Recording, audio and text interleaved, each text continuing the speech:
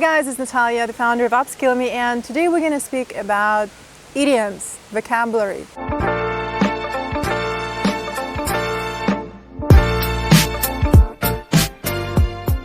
All non-native speakers I know want to master the English language, and they all share with me they wish they knew more words, more cool expressions, more idioms.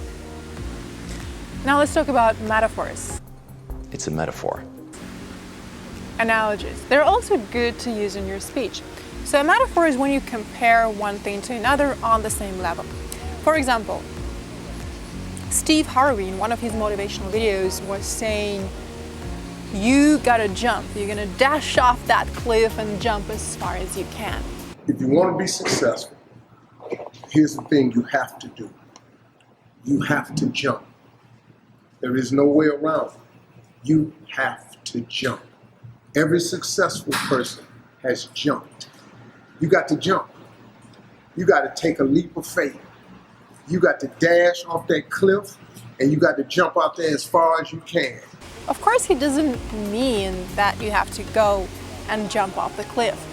It's a metaphor, and where he compares jumping off a cliff with doing something you've never done before. It's scary as hell. It's very scary when you want to change your life, and he compares it with jumping off the cliff, dashing off the cliff.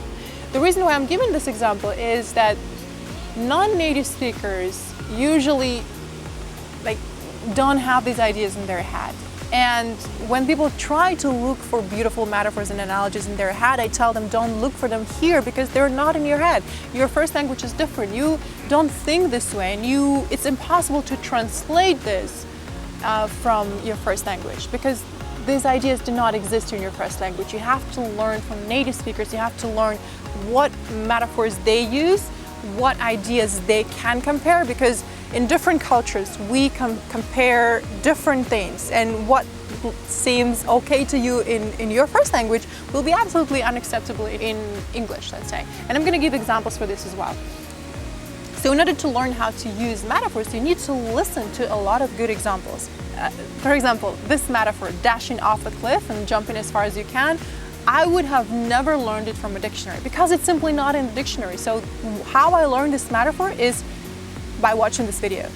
You need to surround yourself with a number of good examples, videos, podcasts, books, blog posts, anything you like, where native speakers who you respect and who you want to learn from speak in such a way that you probably want to imitate. And you can learn from them.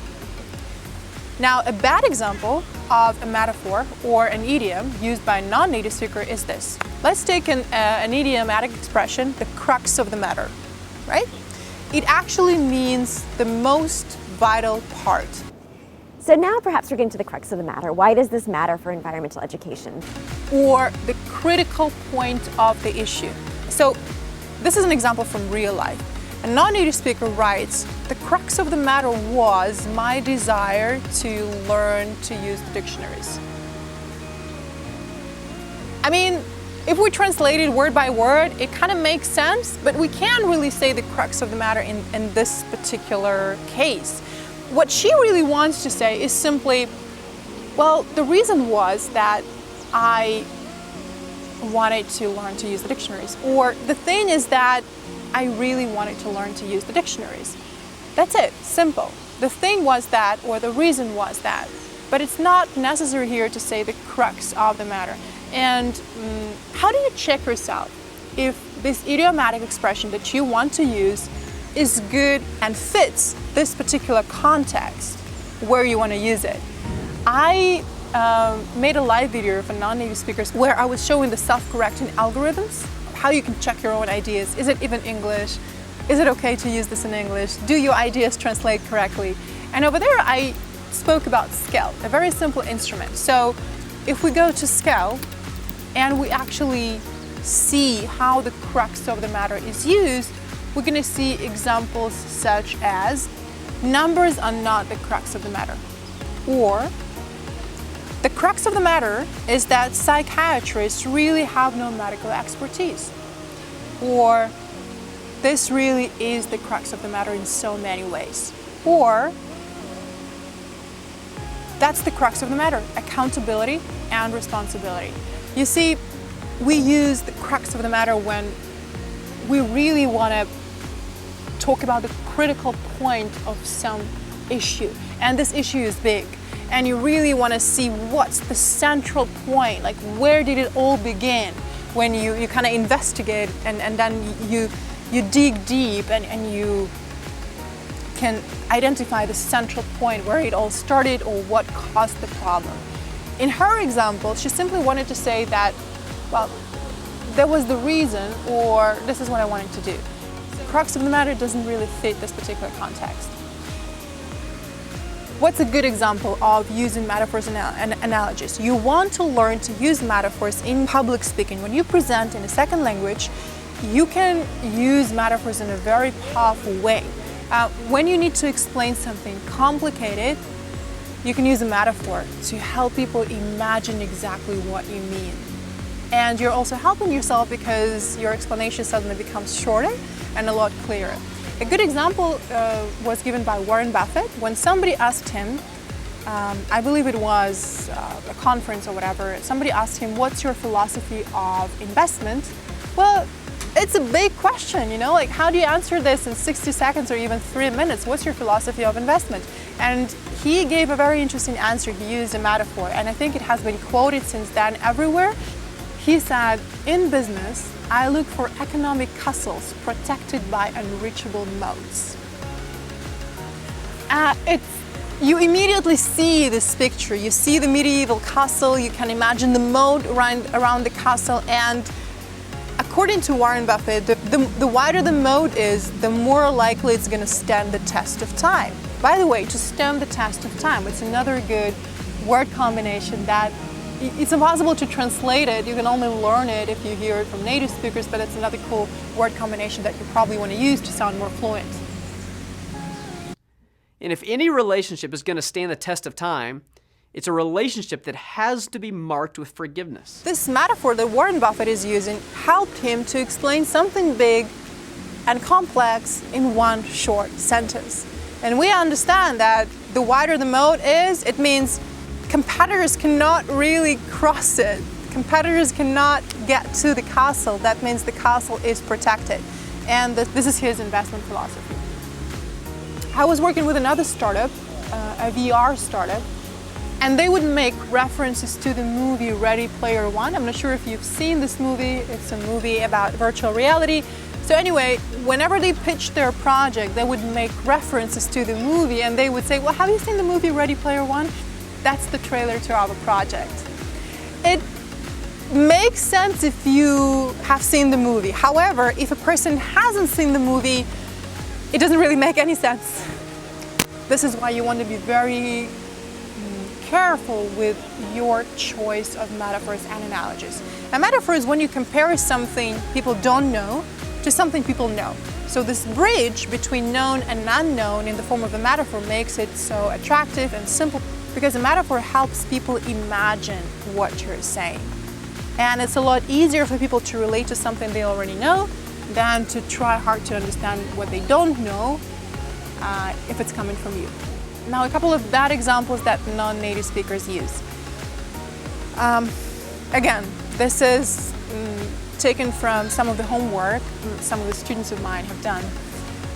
Real life, you can't make this up. So there was a sentence where a person wrote, I'm gonna read it out to you exactly. It says, London is like a cliche of school topics. What did you say? I honestly could not understand what the person meant. London is a cliche of school topics. What she did is that she translated her idea directly into English, from her first language into English. A cliche means something different. A cliche usually is a combination of words, right? But London is not a combination of words. London is a city, and that's why I couldn't understand what she means. What she really meant is that London is such a popular travel destination, and that everyone has been talking about London since her school days, that it's probably not very interesting for her as a tourist because she's heard so much about it. and she wants to go to more exotic locations. But how can you know all this if you read the sentence, London is a cliche of school topics? It absolutely makes no sense. So you fall into this trap when you translate. This is why I keep reminding people that instead of translating your ideas from your native language into a second language, you want to learn to think differently. You want to shift your thinking paradigm, and you want to learn the algorithms of editing your thought process in a second language. Then you're going to sound more fluent, and then you're going to sound more English. And there are so many opportunities to improve your accent, to improve your pronunciation, and to sound more English. I can do an English accent? Or another example, another person was saying that some people look like honeybees and some people look like flies. I was like, what the hell does that mean? Okay, what does it mean? I couldn't find any references to this in English. I Googled it in Russian, and I have found out that there is a parable in Russian used by many business trainers or motivational speakers. And the idea behind this parable is that some people see the world like honeybees. Wherever a bee flies, it's looking for flowers, right? So wherever it flies, anywhere, it will be looking for flowers and it will find the flowers. So these people who are like bees, they see beautiful things everywhere. They see flowers. However, there are people who look like flies, and according to this parable, that means wherever this kind of people go, they see dirt everywhere. They see what's not good because flies like something dirty. But in English, it makes absolutely no sense if you compare people to honeybees or to flies. And especially if you write the sentence down, it makes little sense. So again, don't fall into this trap of translating. When you translate, it only makes sense to you. That's the problem. It doesn't make sense to those people who are listening or reading. So when you want to explain something that makes sense only in your first language, you cannot translate, and it's a bad idea to use idioms that simply don't fit, because you're trying to describe a concept, a new concept, to those people who speak a different language. It exists in your culture, it doesn't exist in their culture. So here, it makes little sense to look for an idiom or to look for a cool word combination.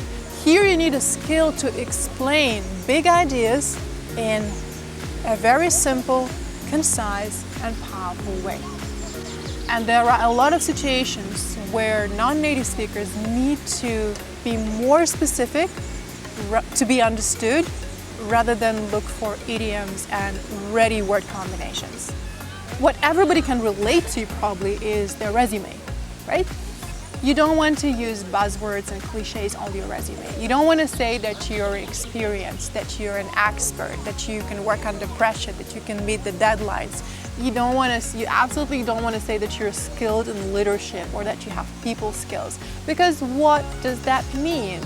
This is reason number one. Reason number two, everybody uses these cliches and word combinations. And reason number three, because everybody uses them, they're so overused that they don't mean anything at all anymore.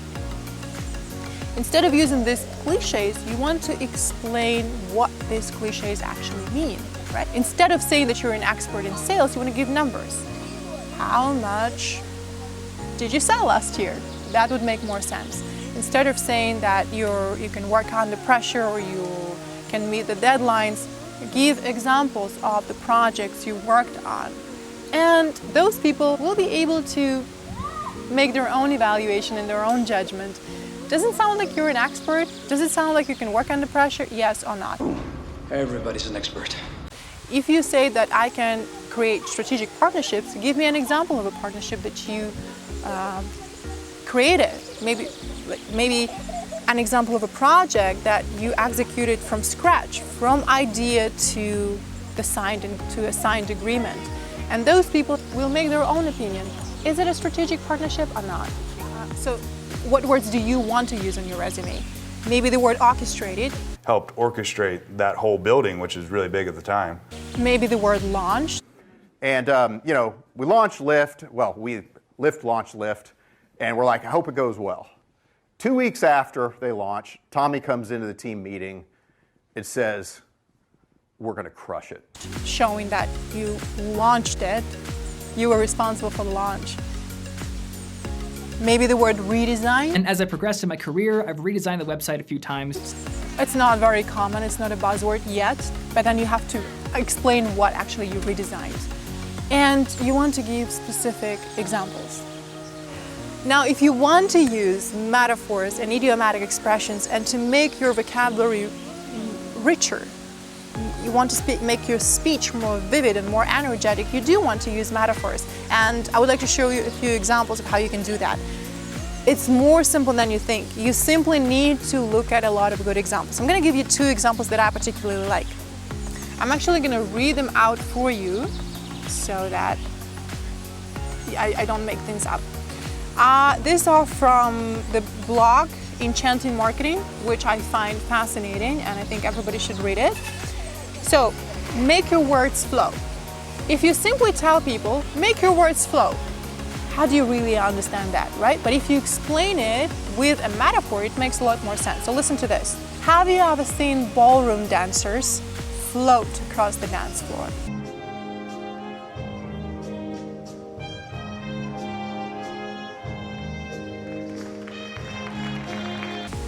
Clumsy dancers think one step at a time, but professionals dance with flowing movements.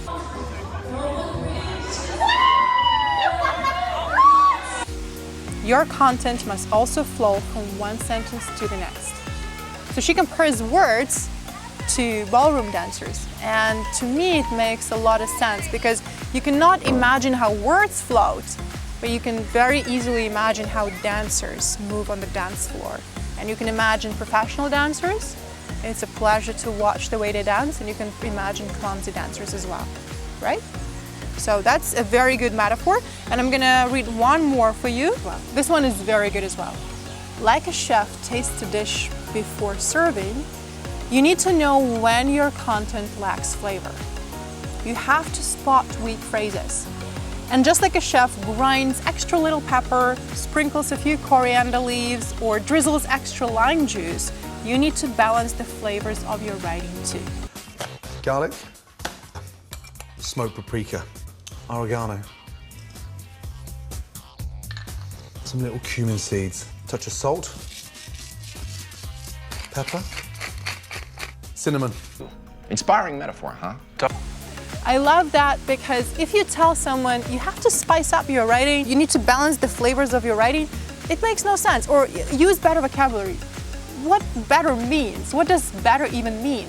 But if you compare it to this situation, it's so easy to imagine how a person grinds extra pepper, drizzles extra lime juice, and you understand immediately what that means. So in fact, she's comparing boring phrases with bland and tasteless food. Tastes like nothing. Spices here are compared with strong words. And the process of editing is compared to the process of adding spices. And suddenly it makes sense, right? And it also becomes easier to understand what the author means and what the person is telling us. And the entire message is becoming so much easier to understand, right? So these are the good examples of metaphors. Use them correctly, and I'm going to leave the link to this blog post in the comments to the video so you can see a lot of good examples of how you can use metaphors in your own speech or in your own writing. If you're a non-native speaker just like myself, you're going to find it useful because there is no way you can learn this from the dictionary. You can learn it from people who speak English since they were kids. People who were born in an English-speaking country, and people who are the carriers of this information that we want to learn as well. Are we done with this metaphor? So this is going to be it for today. Make sure you learn enough idioms. Make sure you learn how to use metaphors and analogies. They can really spice up your speech and make it more colorful and more vivid. At the same time, remember that you don't want to use cliches and buzzwords everywhere. You need the skill of breaking them down into simple, specific words. You're going to help yourself and you're going to help native speakers understand you a lot better if you're able to distill it down to the very core. And you can only do it by using very simple words that make sense to everyone. Thanks for watching. I'll see you in the next video.